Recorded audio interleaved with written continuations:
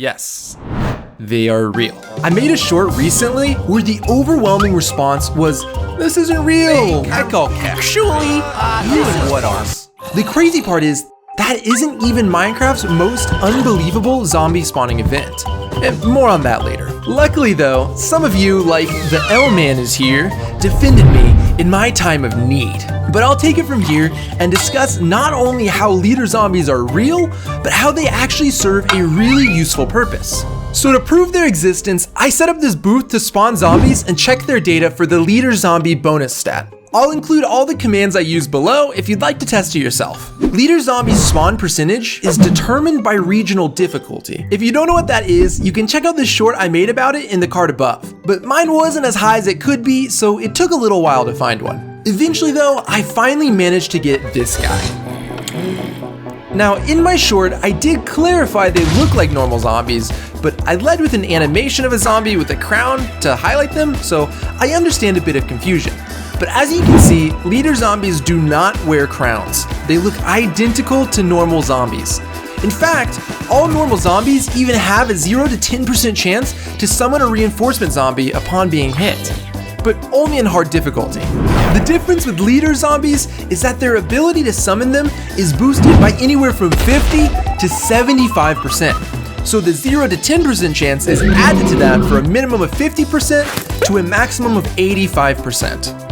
For example, looks like our zombie here had a base stat of 3% and a leader bonus of 70%. That chance is activated every time a zombie takes damage from the player. If it gets hit and rolls its needed chance, the game will then attempt to spawn a reinforcement 50 different times.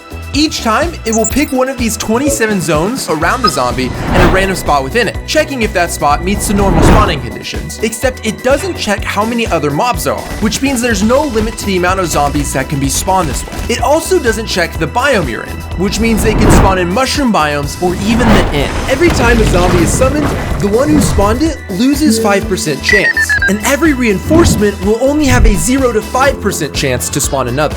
So although they could keep spawning infinitely, it's unlikely for it to continue very long. But there is a way to trick the system into spawning them infinitely, and as you can imagine, it makes a really effective farm. This only works specifically for copper farms because in order to reliably spawn zombies infinitely, you need to convert them to drown. This works because drown's reinforcement stats are re-rolled and reset when they convert.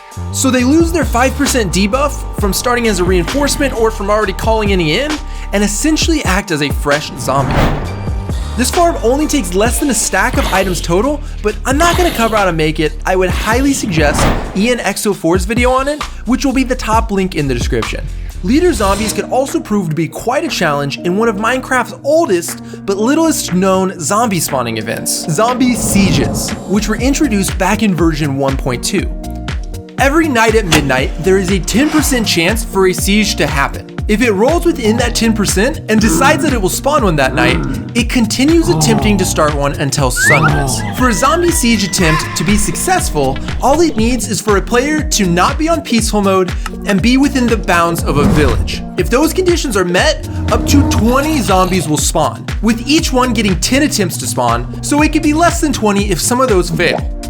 They only need a light level of 0 on a solid surface within the village, meaning if those conditions are met, they could spawn right next to a player. And much like reinforcements, they can only be normal zombies, baby zombies, or even jockeys. But you won't ever see husks, drowned, or zombie villagers. Although there might be some zombie villagers by the time it's done. And if you are unlucky enough to have any leader zombies within that horde of 20, it could quickly turn into much more of a problem. And if you learned something new from this, if you could, please leave a like on your way out. I would greatly appreciate it. But either way, thank you for watching.